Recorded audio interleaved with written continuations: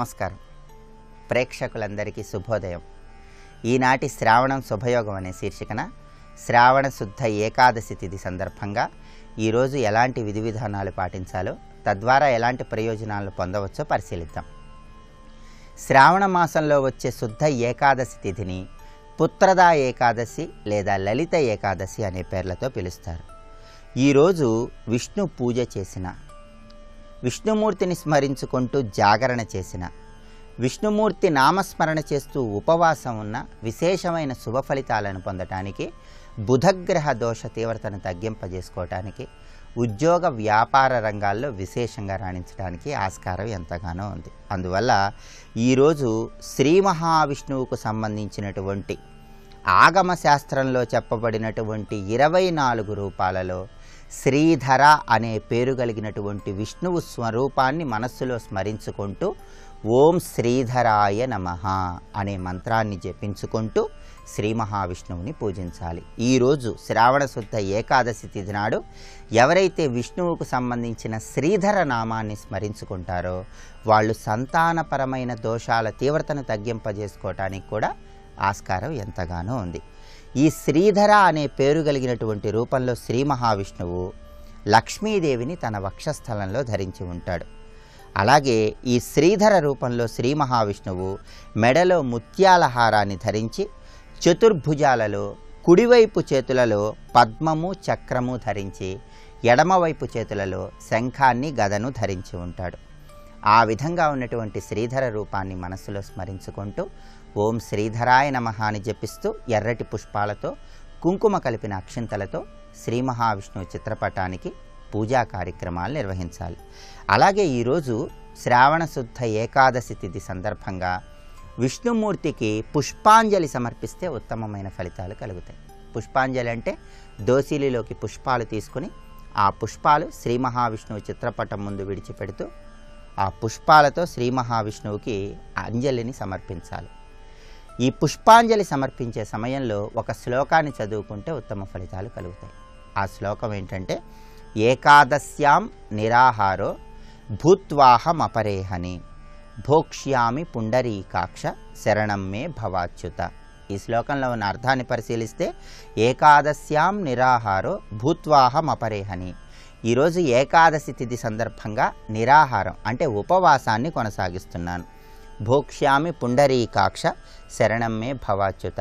పుండరీకాక్షుడా, శ్రీధరుడా, శ్రీ మహావిష్ణువు మమ్మల్ని అనుగ్రహించు, నిన్ను శరణు వేడుతున్నానని ప్రార్థించటమే ఈ శ్లోకంలో ఉన్న అంతరార్థం. ఈరోజు శ్రావణ శుద్ధ ఏకాదశి తిథి సందర్భంగా ఎవరైతే శ్రీ మహావిష్ణువుని పూజించి గొడుగును ఎవరికైనా దానమిస్తారో వాళ్ళు వృత్తి, ఉద్యోగ, వ్యాపార రంగాలలో విశేషమైనటువంటి పురోభివృద్ధి సాధించడానికి ఆస్కారం ఉందని ధర్మసింధు, నిర్ణయ సింధు అనే ప్రామాణిక గ్రంథాల్లో వివరించడం జరిగింది.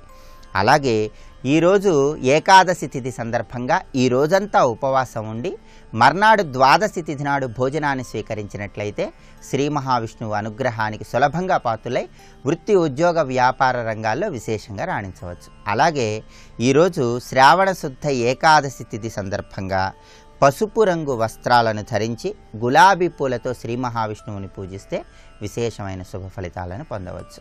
ప్రత్యేకమైన విధి విధానాలతో శ్రీ మహావిష్ణువుని ఆరాధించండి. విష్ణు కృపకు సులభంగా పాత్రులకండి. రేపటి శ్రావణం శుభయోగం శీర్షికన వరలక్ష్మీ వ్రతం సందర్భంగా ఎటువంటి విధి విధానాలు పాటించాలో, తద్వారా ఎలాంటి ప్రయోజనాలు సిద్ధింపజేసుకోవచ్చో పరిశీలిద్దాం. నమస్కారం.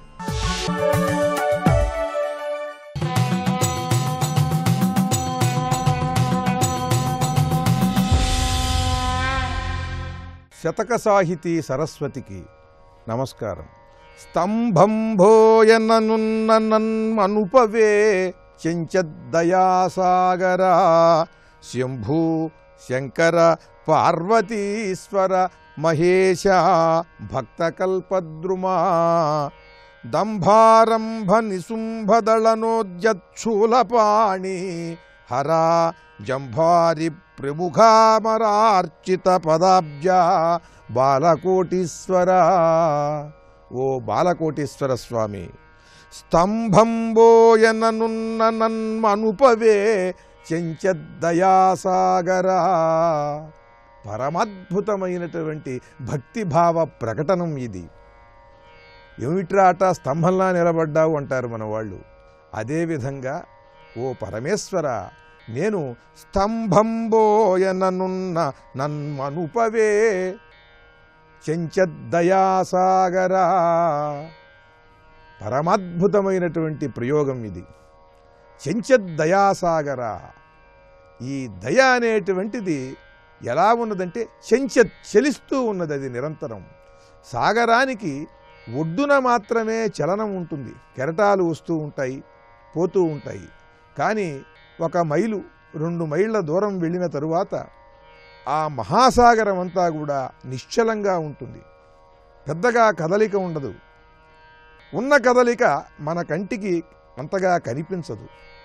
కానీ మహాదయాసాగర స్వరూపుడైనటువంటి ఈ పరమేశ్వరుడు ఒడ్డున ఉండేటువంటి కెరటముల చలనము మాత్రమే కలిగిన సముద్రం లాంటి వాడు కాదు. చెంచద్దయాసాగర. ఈ మహాసాగరం అంతా కూడా నిరంతరము చలనంతో కూడుకుని ఉంటుంది. అటువంటి దయాసాగర స్వరూపముగా పరమేశ్వరుణ్ణి దర్శించినటువంటి మహాభక్త కవి చల్లా పిచ్చయ్య శాస్త్రి గారు. స్తంభంబోయననున్న నన్మనుపవే చెంచద్దయాసాగరా. పైగా సముద్రాలలో నదుల్లో స్నానం చేసేటువంటి యాత్రికులకు కొంత వీలుగా ఉండేందుకు, హెచ్చరిక చేసేందుకు కూడా ఎక్కడ ఎంత లోతు ఉందో అక్కడ ప్రభుత్వం వారు కొన్ని స్తంభాలు పాతుతూ ఉంటారు.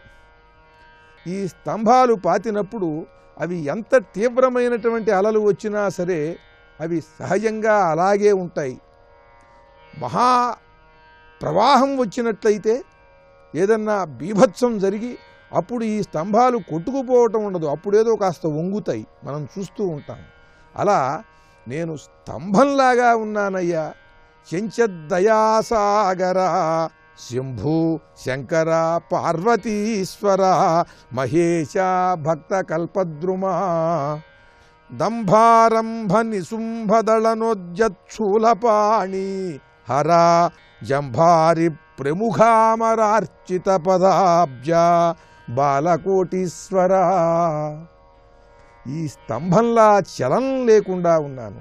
సద్గురువులు చెప్పేటువంటి బోధలు విని చలనం లేకుండా ఉన్నా ఆచరించటానికి, వాళ్ళ బోధలు వినటానికి ప్రక్కనే చెబుతున్నా సరే ఒక మహాపురుషుడు వచ్చి అద్భుతమైనటువంటి శివపురాణం ఎక్కడెక్కడ నుండో పక్క ఊళ్ళ నుండి కూడా ప్రజలందరూ వచ్చి వింటుంటే పక్క వీధిలో ఉన్నా సరే తను ఉన్న ఇంటికి వీడు వెళ్ళడు. స్తంభంలాగా ఉండటం అంటే అదే. వెడితే వినడు, మనస్సు ఎక్కడో ఉంటుంది. ఊరికినే అక్కడ స్తంభంలా ఉంటాడు, మనస్సు మాత్రం ఎక్కడో ఉన్నది. ఒకవేళ చెవిన పడితే వాటిని లక్ష్యపెట్టడు, వాటిని గనక పట్టించుకుంటే ఆచరించడు. స్తంభంలా ఉండటం అంటే ఇదే. ఒక్క మాటలో పద్యంలో స్తంభంబోయన, ఒక్క స్తంభమో అన్నట్టుగా ఉన్నానయ్యా. నన్మనుపవే, నన్ను ఉద్ధరించవయ్యా, నువ్వు నాకు ముక్తిని ప్రసాదించు ఓ పరమేశ్వర అంటూ పరమ భక్తితో ఆ పరమేశ్వరుడిపైన అచంచలమైన విశ్వాసముతో అద్భుతమైన పద్యరచన చేసి గొప్ప శతకాన్ని మనకు అందించిన మహాపండిత కవులు, అభినవ జయదేవ బిరుదాంచితులు శ్రీ చల్లా పిచ్చయ్య శాస్త్రి గారి బాలకోటీశ్వర శతకంలోని మరి ఒక పద్యం గురించి రేపు ఉదయం తెలుసుకుందాం. ఓం నమః శివాయ.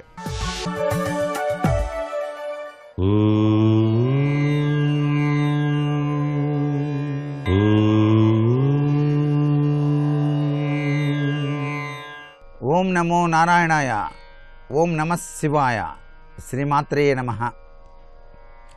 శ్రావణ గురువారం ఏకాదశి పర్వదినం, విష్ణుదేవునికి అత్యంత ప్రీతివంతమైనటువంటి సుదినం.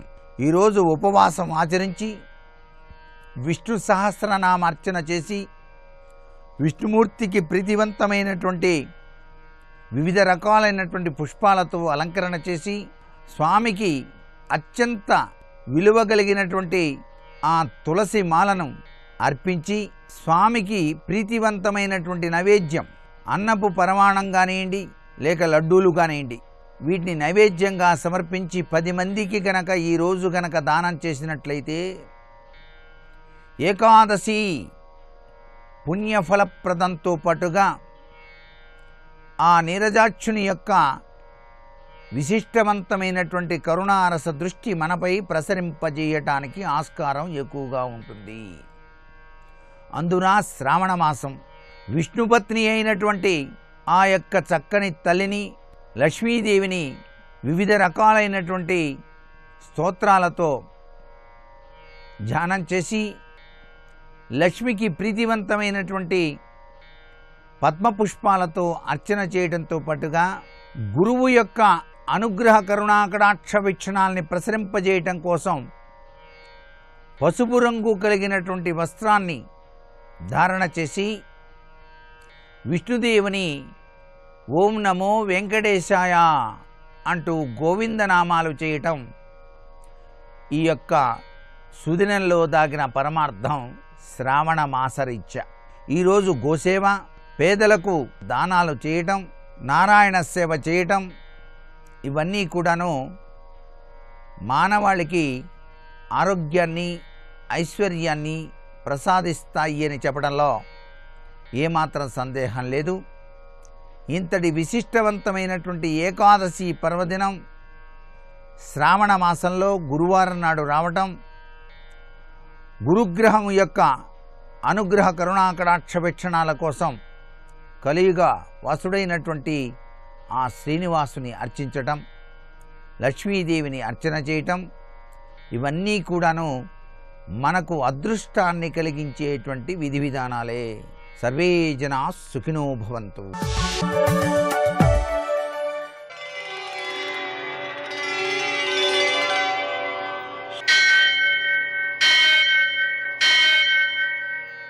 సహస్రశీరుషం దేవం విశ్వాక్షం విశ్వశంభువం విశ్వం నారాయణం దేవమక్షరం పరమం పదం విశ్వతః పరమాం నిత్యం విశ్వం నారాయణగుం హరిం విశ్వమేవేదం పురుషస్తద్విశ్వముపజీవతి పతిం విశ్వస్యాత్మేశ్వరం శాశ్వతం శివమచ్యుతం నారాయణం మహాజ్ఞేయం విశ్వాత్మానం పరాయణం.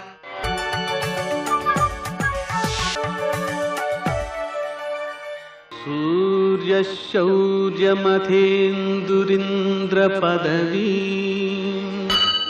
సన్మంగళం మంగళం.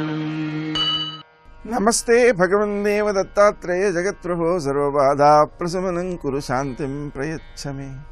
నేటి కాలమాన విశేషాలను గమనిద్దాం.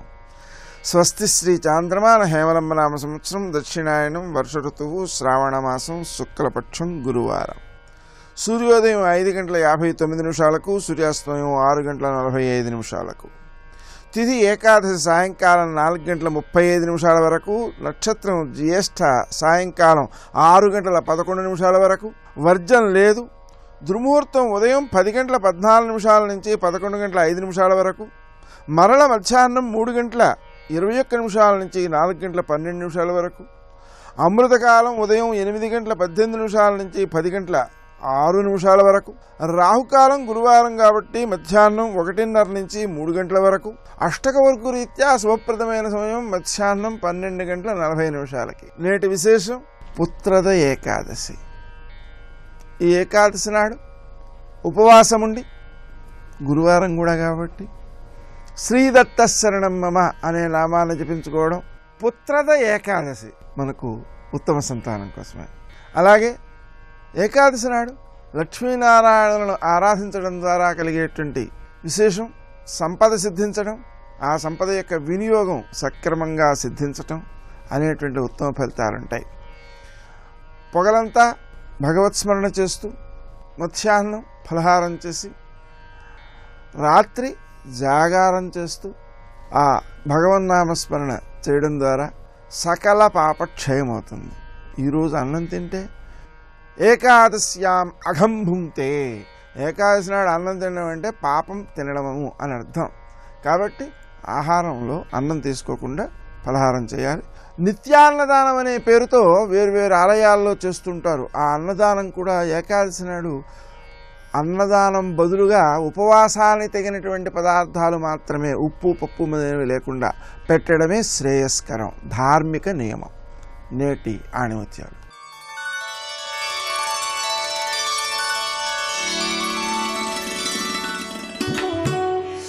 వాదనలో మహాబలమైన సాధనం మౌనం.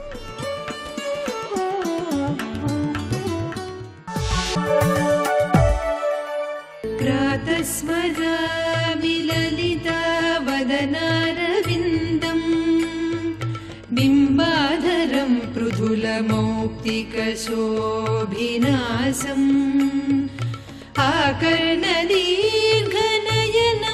మణికుండలాఢ్యం మందస్మితం మృదుమదోజ్వలఫాలదేశం.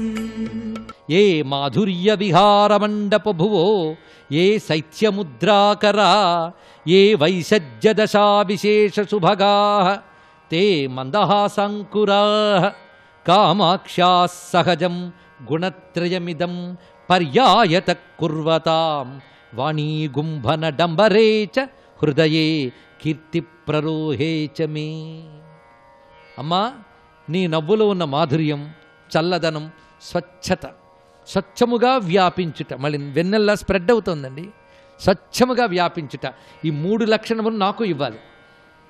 ఆ నవ్వులో ఉన్న మాధుర్యం నా పలుకురికి రావాలి, ఆ నవ్వులో ఉన్న చల్లదనం నా హృదయానికి రావాలి అన్నాడు ఇక్కడ. ఎందుకంటే తాపత్రయాలతో తహతకలాడిపోతున్న హృదయం కదా, అందుకు ఆ చల్లదనం రావాలి.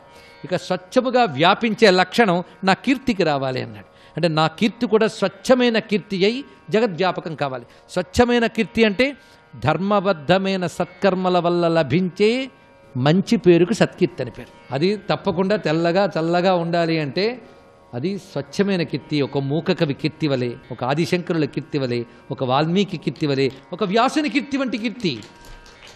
అది సహజమైన ధర్మబద్ధమైన శక్తి చేత లభించింది. అలాంటి కీర్తి ఆ వెన్నెల్లాంటి వ్యాపకత్వ లక్షణం. అలాంటి స్వచ్ఛమైన కీర్తి నీ నవ్వు వల్ల నాకు రావాలి. నా పలుకురికి మాధుర్యం నీ నవ్వు వల్ల రావాలి. నా హృదయానికి చల్లదనం నీ నవ్వులోని చల్లదనం వల్ల రావాలి. అంటే ఇప్పుడు అమ్మ నవ్వు మనకిచ్చే వరాల ప్రస్తావన పూర్తయినది. చివరిలోకి ప్రవేశిస్తున్నాం క్రమంగా మనం. అశ్రాంతం పరతంత్రిత పశుపతి స్తన్మందహాసంకురై శ్రీకామాక్షి తదీయవర్ణ సమతా సంగేన శంకామహే ఇందుం నాకధునీంచ శేఖరయతే మాలాంచ ధత్తేన వైర్వైకుంఠై అవకుంఠనంచ కురుతే ధూళీచయైర్భాస్మనై. గొప్ప మాటలు చెప్తున్నాడు ఇక్కడ చూడండి. సాధారణంగా ఎవరికైనా ఒక పిచ్చి పడితే ఆ పిచ్చి అంతా పులుముకుంటారండి, మామూలు విషయం కాదు. ఎక్కడికో వెళ్ళాం, ఏదో ఒక అందమైన పువ్వుని చూసాం, ఇంకా వచ్చిన తర్వాత మన తోట నిండా అవే పువ్వులు. అలాగే ఏదో కలర్ నచ్చింది, కనిపించిన ప్రతి చోట అదే రంగులు పూసుకుంటూ తిరుగుతుంటాం. అందుకు పిచ్చ పడుతుందన్నమాట. ఆయనకి ఎప్పుడు ఆ తెల్ల పిచ్చి పట్టేసి ఆ నవ్వులో తెల్లదనాన్ని ప్రేమించి ప్రేమించి ప్రేమించి నవ్వుకి ఆయన పరాధీనుడైపోయాడు అన్నాడు ఇక్కడ. నవ్వుకు బానిసైపోయాడు. ఆ నవ్వుకు బానిసైపోయడం వల్ల ఎల్లవేళలా ఆ నవ్వులో తెల్లదనమే కనబడాలి అని చుట్టూ అదే అట్మాస్ఫియర్ తయారు చేసుకున్నాడు. అందుకే ఆ తెల్లని మంచుకొండ మీద కూర్చుంటాడు, ఆ తెల్లని విభూతి పూసుకుంటూ ఉంటాడు, ఆ తెల్లని గంగ నెత్తి మీద పెట్టుకున్నాడు, ఆ తెల్లని చంద్రలేఖను పెట్టుకున్నాడు. అంతేకాదు ఆ తెల్లని తుమ్ము పువ్వులు వేసుకుంటూ కూర్చున్నాడు. ఎందువల్లంటే నీ నవ్వు తెల్లదనానికి బానిసైపోవడం వల్ల ఇంత పని చేశాడమ్మా అని ఇక్కడ. ఎంత రమ్యమైన భావన చూపించారు ఇక్కడ. ఈ విధంగా పరమేశ్వరుడికి పిచ్చెక్కించిన అమ్మవారి యొక్క నవ్వుకి నమస్కారం చేసుకుని తర్వాత శ్లోకంలో మనం ప్రవేశిస్తున్నాం. తర్వాత ఇవన్నీ ఇంకా మంగళహారతి శ్లోకములే. ఆకర్షన్ నయనాని నాకి సదసాం శైత్యేన సంస్తంభయన్ ఇందుం కించ విమోహయన్ పశుపతిం విశ్వార్తి ముచ్చాటయన్ హింసన్ సంస్కృతి డంబరం తవ శివే ఆసాహ్వయో మాంత్రిక శ్రీకామాక్షి మదీయ తాప తమసో విద్వేషణే చేష్టతాం. అవి ఆ మంత్రశక్తులు ఆకర్షణ, స్తంభన, మోహన, ఉచ్చాటన, హింసన, విద్వేషణ అని మొత్తం చెప్పబడుతూ మనకు 6 కనబడుతున్నాయి. అంటే ఆ మంత్రాలతో ఆకర్షించేస్తారు, స్తంభింపజేస్తారు, మోహింపజేస్తారు, ఉచ్చాటన లేపేస్తారు. అదేవిధంగా హింసిస్తారు, ద్వేషిస్తారు. మంత్రములతో ఇవన్నీ చేయగలట. అలా ఒక సభలో దేవతలందరి చూపుల్ని ఆకర్షిస్తూ నీ నవ్వనే మంత్రగాడు ఆకర్షణం అనే ప్రయోగం చేశాడమ్మా అన్నారు. ఇక రెండవది స్తంభనము. ఈ స్తంభనం ఏంటంటే ఆ చంద్రుడు చాలా చల్లని వాడిని అనుకుంటూ ఉంటే వాడు పొగరు కాస్త స్తంభింపజేసింది నీ నవ్వు. అక్కడ స్తంభనం చూపించినది. ఇక సమ్మోహనం, మొత్తం పరవశం. సమ్మోహనం ఎవరి పట్ల చూపించింది? తెలిసిపోతుంది, చూసాను, అందరికీ తెలిసిపోయింది శివుడు ఎక్కడ పడిపోతాడు. అందుకు పశుపతి పట్ల సమ్మోహనం. ఇక ఉచ్చాటనం, లేపేయడం. ఉచ్చాటన ఎక్కడ చూపిస్తున్నది అమ్మ నవ్వు? విశ్వార్తి ముచ్చాటయన్. ఎంత అద్భుతమైన మాట అండి. సమస్త ప్రపంచం యొక్క పీడల పట్ల ఉచ్చాటనంట. అంటే ప్రపంచపు పీడల్ని లేపేస్తుంది ఆ నవ్వు. ఆ నవ్వు వస్తే సమస్త ప్రపంచం యొక్క పీడలు తొలగిపోతున్నాయి. విశ్వార్తి అంటే ప్రపంచ పీడ. అందుకు విశ్వార్తి అంటే విశ్వడు అంటే జీవుడు, జాగ్రత్త అవస్థాభిమాని దేవత. ఇది తెలుసుకోండి ఇక్కడ. ఎందుకంటే స్వప్నంలో నాకు దుఃఖం కలగకూడదు ఎవ్వడు కోరుకుంటాడా? దుఃఖం కలగకూడదు. జాగ్రత్త అవస్థలోనే మనకి కోరికలన్నీ వెలగబెడుతూ ఉంటాయి. అందుకు విశ్వార్తి ముచ్చాటయనంటే విశ్వడు అనబడే జీవుడు యొక్క ఆర్తిని పోగొట్టునిది అని అర్థం కూడా చెప్పుకోవచ్చండి. ఇక ఆ తర్వాత హింసిస్తుందిట. హింసనం అనేది ఉండిపోయింది కదా. దేన్ని హింసిస్తుందంటే సంసారాన్ని హింసిస్తుంది. అంటే ఇంకా సంసారం అనేది లేకుండా చేస్తున్నది అని అర్థం. ఇక అమ్మ అలాంటి నవ్వు విద్వేషం. విద్వేషం అంటే అసలు పడకుండా ఉండడం. అది దేని పట్ల అంటే నా మనస్సులో ఉన్న ఈ తాపతమస్సు పట్ల విద్వేషణం చూపించుగాక అన్నారు ఇక్కడ. అంటే ఈ తమస్సుని లేకుండా చేసి, పడకుండా ఉంటేనే లేకుండా ఉండడం చేస్తుంది. కనుక ఈ తమస్సు పట్ల ఇది విద్వేషం పెట్టుకుంటే దాన్ని కూడా తొలగిస్తుంది అని నమస్కారం చేస్తున్నారు. మొత్తానికి అమ్మ నవ్వు అనే మాంత్రికుడు ఆకర్షణ, స్తంభన, మోహన, ఉచ్చాటన, హింసన, విద్వేషణలు ఎంత బాగా చేస్తున్నాడు చూడండి. అంత మంత్రశక్తి ఉంది అమ్మ యొక్క నవ్వులో. ఇక మంగళ శ్లోకంగా ఆలోకే తవ పంచశాయక రిపోరుద్దామ కౌతూహల ప్రేంఖన్మారుత ఘట్టన ప్రచలితాదానంద దుగ్ధాంబుధే కాచిద్వీచిరుదంచతి ప్రతినవాసం విత్ప్రరోహాత్మికా తాం కామాక్షి కవీశ్వరాస్మితమితి వ్యాకుర్వతే సర్వదా. అమ్మా అసలు దానికి నవ్వు అని కవులు పేరు పెట్టారు కానీ అది నవ్వు కాదమ్మా అన్నాడండి. మరేమిటి? మాకు అర్థం కావడం కోసం నవ్వు అన్నాం కానీ నవ్వు కాదన్నాడు. ఈ మాట చాలా అద్భుతమైన మాట అండి ఇది. కవీశ్వరాహ స్మితమితి వ్యాకుర్వతే. కవీశ్వరులు స్మితమని అంటారు కానీ ఆ నవ్వు అదేమిటది అంటే అమ్మా సాధారణంగా సముద్రంలో కెరటం పైకి రావాలంటే కింద నుండి గాలి తొయ్యాలి కదా. నీ నవ్వు కెరటంలా ఉన్నదమ్మా.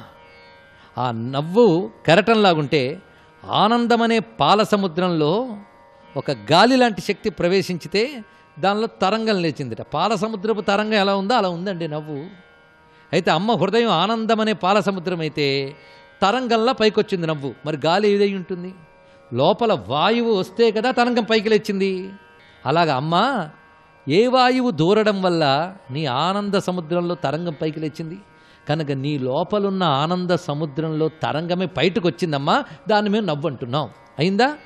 మరి తరంగాన్ని పైకి లేపిన వాయువెవడు? అది చెప్తున్నాడు ఇక్కడ చూడండి.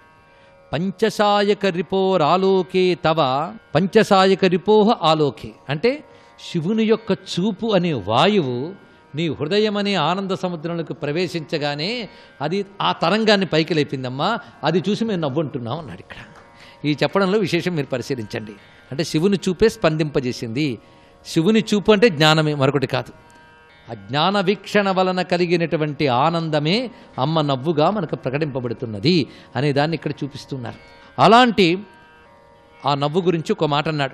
సుక్తిశీలయతే కిమద్రితనయే మందస్మితాత్తే ముహు మాధుర్యాగమ సంప్రదాయమథవా సుక్తిస్తు మందస్మితం ఇత్థం కామపి గాహతే మమ సందేహమర్గభ్రమీం శ్రీకామాక్షి న పారమార్చ్యస్ఫురణ సరణి స్ఫూర్తౌ నిధత్తే పదం. అమ్మా నీ చిరునవ్వు నీ మాట రెండూ కలిసి ఉంటాయి కదా. చిత్రం ఏంటంటే మాధుర్యం నీ నవ్వులో ఉన్నది, నీ మాటలో ఉన్నది. నీ మాట నుంచి నవ్వు నేర్చుకుందా, నీ నవ్వు నుంచి మాట నేర్చుకుందా? ఇది ఎప్పుడు నాకు డౌటే అన్నాడు. డౌట్గానే మిగిలిపోయింది. దేని నుండి ఏదో వచ్చిందో తెలియలేదుట. మాట నుండి నవ్వుకు మాధుర్యం వచ్చిందా, నవ్వు నుండి మాటకు మాధుర్యం వచ్చిందా తెలియట్లేదు.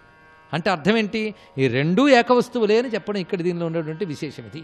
మొత్తానికి ఆ నవ్వులో ఆ మాటలో ఉన్న ఆనంద మాధుర్యాలు రెండు మూక కవిత్వంలోకి వచ్చేసాయి. అందులో సందేహం లేదు. అమ్మ నవ్వు వల్ల వచ్చినటువంటి ఈ కవిత్వం పూర్తి చేశారు.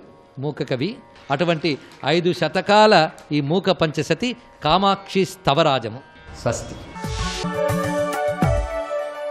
నమో ఆంజనేయం నమో దివ్యకాయం నమో వాయుపుత్రం నమో సూర్యమిత్రం నమో నిఖిల రక్షాకరం రుద్రరూపం నమో మారుతిం రామదూతం నమామి.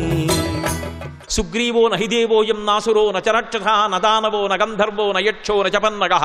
సుగ్రీవుడు రాక్షసుడు కాడు, దేవత కాడు, గంధర్వుడు కాడు, కిన్నెరుడు కాడు, కింపురుషుడు కాడు. కాబట్టి సుగ్రీవుడు నువ్వు అడిగినటువంటి వరాల జాబితాలోకి రాడు. పూర్ణమైనటువంటి వానరుడు మా ప్రభువు. కాబట్టి వానరుడి చేతిలో మరణిస్తావు. రాఘవో మానుషోరాజన్ సుగ్రీవస్య మహాత్మనః.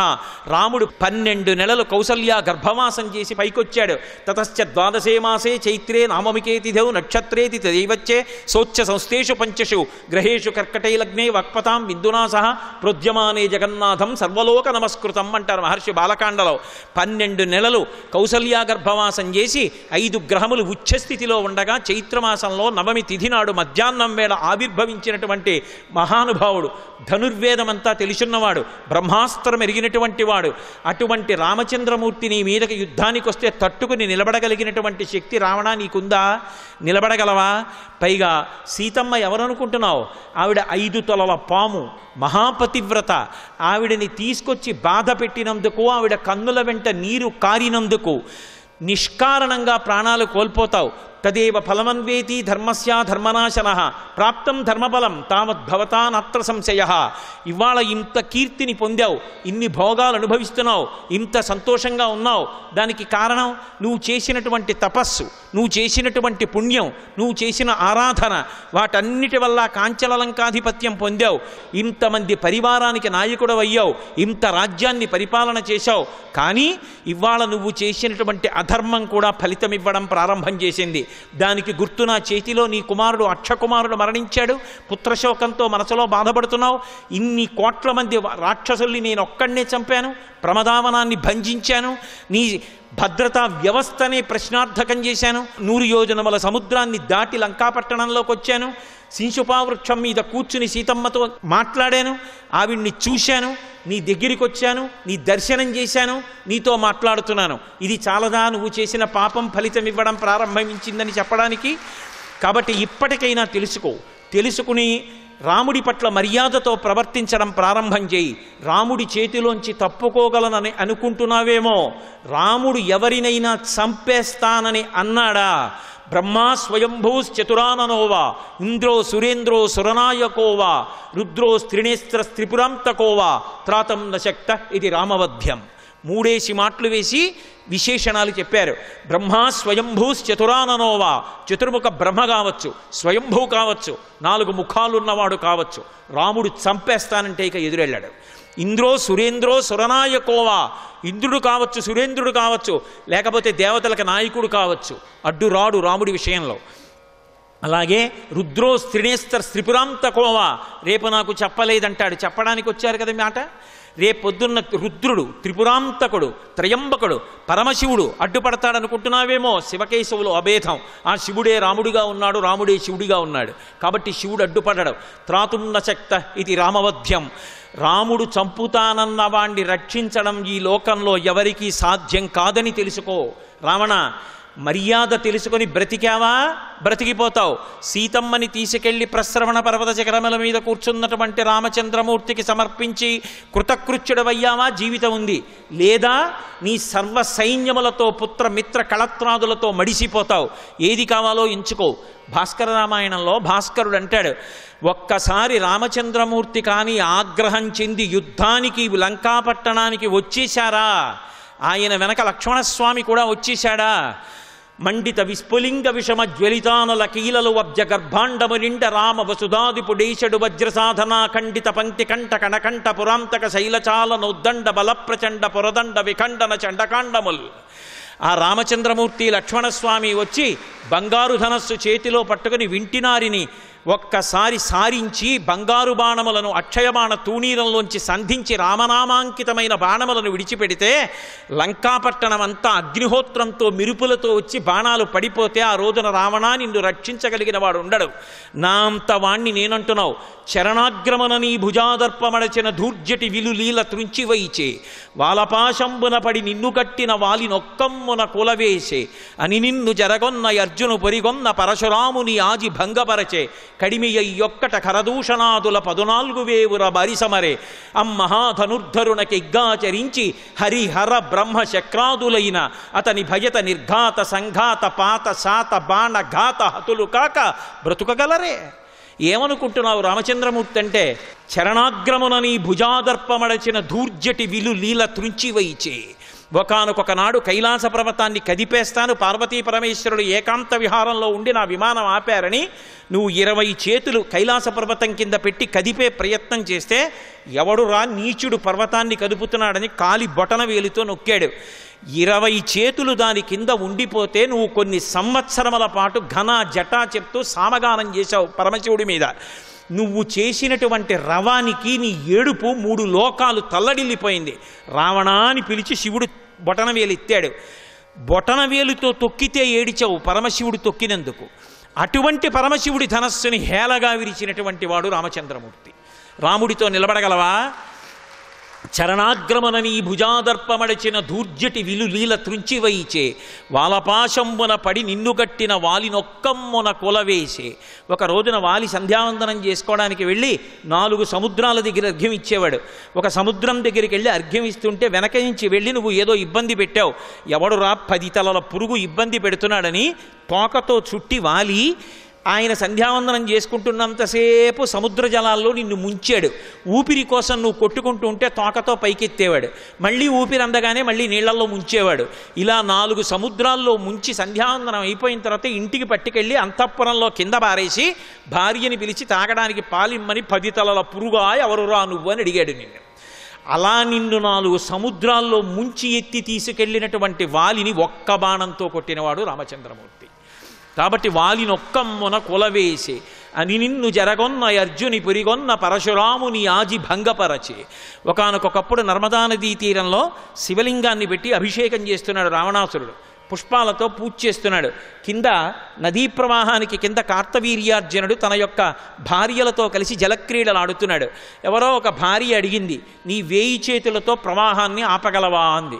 ఆపేస్తానని 1000 చేతులు అడ్డుపెట్టి ప్రవాహాన్ని ఆపాడు. ఆ ప్రవాహం వెనక్కి పెరుగుతూ పెరుగుతూ వచ్చి ఆ సైకతలింగాన్ని అక్కడ పెట్టి ధ్యానంలో ఉన్నాడు. ఆ ప్రవాహం ఒడ్డు దాటి వచ్చి శివలింగాన్ని తనలో కలిపేసుకుని పువ్వులు నీటి మీద తేలిపోయాయి. రావణాసురుడికి ఆగ్రహం వచ్చి తన యొక్క మంత్రుల్ని పిలిచి సుఖసారుణుల్ని ప్రవాహానికి కింద ఎవడున్నాడో చూసి రమ్మన్నారు. కార్తవీర్యార్జునుడు ఉన్నాడన్నారు. రావణాసురుడు వెళ్ళి కార్తవీర్యార్జునుడితో కలియబడ్డాడు. అప్పటికి ఆయన విపరీతంగా మద్యం తాగి మదోన్మత్తుడై ఉన్నాడు. అంత మద్యం తాగి తూలుతూ మదోన్మత్తుడై ఉన్నవాడు అవలీలగా రావణాసురుడిని ఓడించి తీసుకెళ్లి కారాగారంలో పారేస్తే ఆ రోజున పులశ్చ బ్రహ్మ వెళ్ళి తాతగారు వెళ్ళి కార్తవీర్యార్జునుడికి చెప్పి విడిపించారు రావణాసురుణ్ణి. అలా నిన్ను ఓడించినటువంటి వాడు కార్తవీర్యార్జునుడు. ఆ కార్తవీర్యార్జునుడి 1000 చేతులు తన గండ్రగొడ్డలితో తరిగేసిన వాడు పరశురాముడు. పరశురాముడి చేతి విష్ణు చాపం అందుకున్నవాడు రామచంద్రమూర్తి. అటువంటి రాముడితో నువ్వు యుద్ధం చేస్తావా? సర్వం శ్రీ ఉమామహేశ్వర పరబ్రహ్మార్పణమస్తు. స్వస్తి.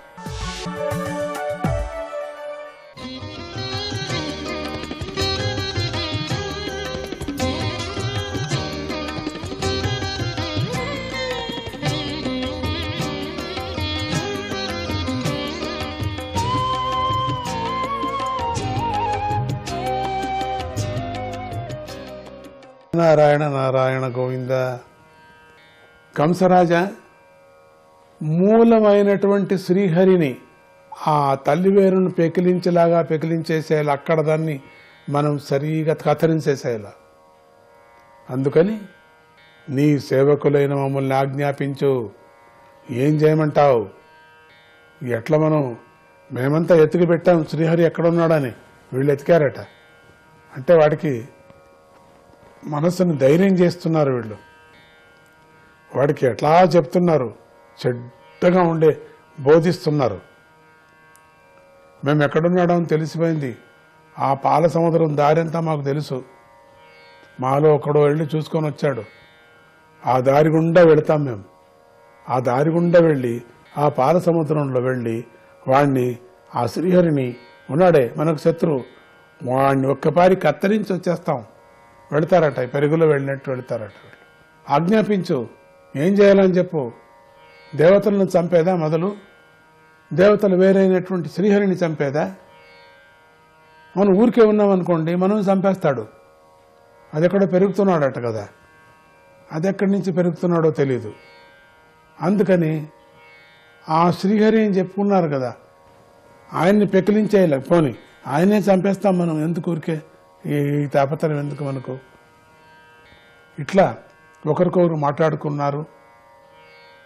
ఎట్లా శరీరంలో వచ్చిన వ్యాధిని ఒక అవయవానికి సంక్రమించి పూర్తిగా ఆ అవయవమే ప్రాణాన్ని ఎట్లా హరిస్తుందో అదేవిధంగా ఒక్కొక్క అవయాన్ని కత్తిరించినట్టుగా కత్తిరించేస్తాం శ్రీహరిని అనుకున్నారు. అప్పుడు అలాగే ఇంద్రియ సమూహాన్ని శక్తి ఉన్నప్పుడే, అంటే ముందుగా ఉపేక్షించి తర్వాత వాటిని నిగ్రహించవచ్చులే అనుకుంటే మాత్రం సాధ్యం కాదు. ఫోన్లే ఏదో ఈ రోగం వచ్చింది ఇక్కడికి సరిగ్గా చూసుకుందాంలే అని అట్లే వదిలితే మాత్రం మొత్తం తినేస్తుంది. అదేవిధంగా శత్రువును ఉపేక్షిస్తే మనం ఉపేక్షించకూడదు. వచ్చినటువంటి రోగాన్ని మనకు ఆ పార్ట్ కావాలా అనుకుంటే మొత్తం పార్ట్లు పోతాయి. అందుకని మనం ఉపేక్షించకూడదు. అతడు బలాన్ని కూడగట్టుకొని పెద్దవాడవుతాడు నిదానంగా. అప్పుడు ఆ శత్రువు కదిలించటానికి కూడా సాధ్యం కాకుండా బలవంతుడైపోతాడు. రాక్షసుల యొక్క నీతి చూడండి ఎట్లా ఉందో.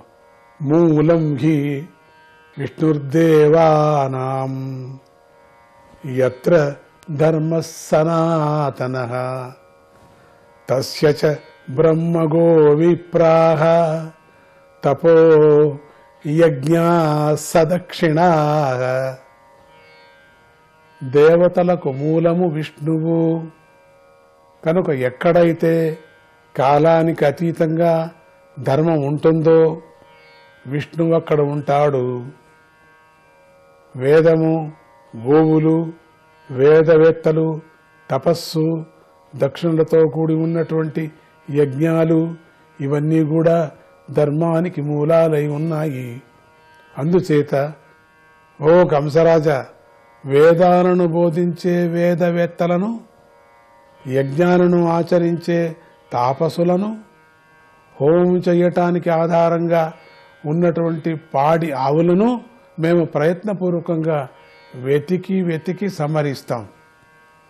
అట్లా సమరిస్తే ఎక్కడో ఉండేవాడు వస్తాడు అని అర్థం. పాడి ఆవులను సమరిస్తారట, పాలు ఇచ్చేటువంటి ఆవులను సమరిస్తారట, పంటను నాశనం చేస్తారట, వేదవేత్తలను నాశనం చేస్తారట, వేదవేత్త మంత్రాలను నాశనం చేస్తారంట, హోమాగ్నులు నాశనం చేస్తారట. ఇది చూడండి, అట్లా చేసుకొని వస్తాం, అన్ని చోట్ల కత్తిరించేస్తాం. అప్పుడు శ్రీహరి వస్తాడు బయటికి అని అర్థం.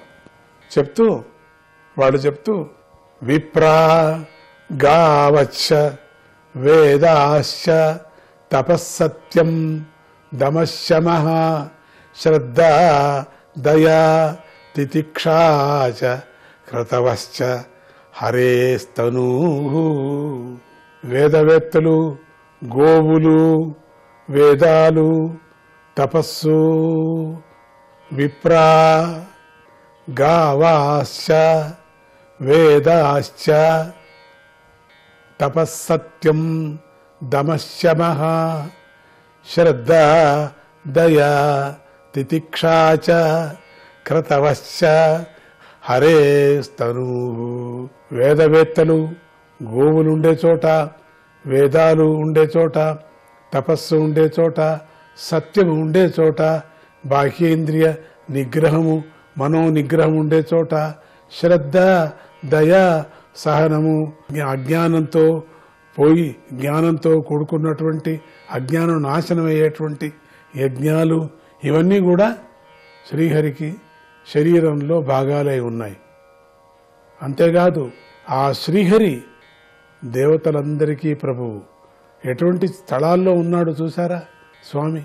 సత్యం, ఎక్కడ సత్యం పలుకుతున్నారు, ఎక్కడ వేదాలు వల్లి వేస్తున్నారు, ఎక్కడ యజ్ఞాలు చేస్తున్నారు, అటువంటి చోట స్వామి ఉన్నాడు. గోవులను కూడా మనం అదేవిధంగా కృతవశ్చ హరేస్తను, హరి యొక్క స్థానాలు ఎక్కడెక్కడ ఉన్నాయని చెప్పుకొని వచ్చారు ఇక్కడ. ఇవి జాగ్రత్తగా మనం అక్కడ స్థలంలో పరమాత్ముడు ఉన్నాడని అర్థం. శ్రద్ధ ఎవరికి ఉందో వాళ్ళలో పరమాత్ముడు ఉన్నాడు. గోవు ఎక్కడ కనపడుతుందో వాళ్ళ పరమాత్ముడు అక్కడ ఉన్నాడు. సత్యంగా ఎవరుంటున్నారో అక్కడ పరమాత్ముడు ఉన్నాడు. బాహ్యేంద్రియ నిగ్రహం చేసుకున్నటువంటి వాళ్ళు అక్కడ పరమాత్ముడు ఉన్నాడు. మనోనిగ్రహం చేసేటువంటి వాళ్ళ దగ్గర పరమాత్ముడు నివసిస్తున్నాడు. శ్రద్ధ చేసే దయ, శ్రద్ధగా ఉండేవాళ్ళ దగ్గర, దయగా ఉండేవాళ్ళ దగ్గర, సహనము ఉండేవాళ్ళ దగ్గర, సహనంతో కూడిన వాళ్ళని చూసినప్పుడు మనకు పరమాత్ముని చూసేంతే అవుతుంది. యజ్ఞాలు ఇవన్నీ కూడా శ్రీహరికి శరీరంలో భాగాలై ఉన్నాయి. అందుకనే దాళ్లను నరికేస్తాం మనం. శ్రీహరి భాగాలు అవన్నీ కూడా, ఆయన శరీరం అంతా కూడా, ఆయన చేతులు కాళ్ళు అవన్నీ కూడా. అందుకని అటువంటి చేతులు కాళ్ళను నరికేస్తే బాగుంటుంది కదా. ఆ శ్రీహరి దేవతలందరికీ ప్రభువు. ఆయన బుద్ధి అనే గుహయందు ఉండేవాడు. బుద్ధి లోపల దాక్కున్నాడు. రాక్షస ద్వేషి పైగా శివుడు బ్రహ్మదేవుడితో సహా దేవతలందరికీ అతడే ఆశ్రయుడై ఉన్నాడు. శివాది దేవతలందరికీ కూడా వాడే ఆశ్రయుడై ఉన్నాడు పరమాత్ముడు. అటువంటి శ్రీహరి వధించబడాలంటే మహర్షులను హింసిస్తే చాలు. అటువంటి శ్రీహరికి అపాయం మనం తీసుకురావాలంటే మహర్షులను హింస చేయాలా, అదే మంచి ఉపాయం అన్నారు మంత్రులు. చాలా పెద్ద ఉపాయం చెప్పారు. పాపం దుష్ట స్వభావం గలవాడు, మృత్యోపాశంతో చుట్టబడి ఉన్నాడు, మృత్యుపాశంతో చుట్టబడి ఉన్నాడు. చచ్చిపోతాను అనే విధంగా భయపడుతున్నాడు. అయినటువంటి కంసుడు ఈ విధంగా దుష్ట మంత్రుల్లో చర్చలు చేశాడు. వేదవేత్తలను పీడించటమే తనకు మంచిదని తలపోశాడు. మీరు చెప్పినట్టుగా వేదవేత్తల దగ్గర వాళ్ళని పీడిస్తాను వెళ్ళి, అదే మంచిది. అన్ని దిక్కులలోనూ నివసిస్తున్నటువంటి సత్పురుషులకు దుఃఖం కలిగించేటట్లుగా చేయండి.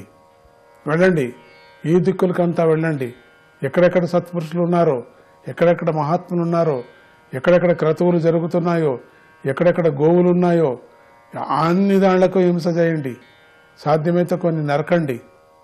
వేదవేత్తలను హింస పెట్టండి, వాళ్ళు వినకపోతే నరకేసేయండి. ఇదే బాగుంటుంది. అట్లా చెప్పుకొని అందరికీ ఆజ్ఞాపించాడు. నారాయణ నారాయణ నారాయణ నారాయణ శ్రీహరే కృష్ణ.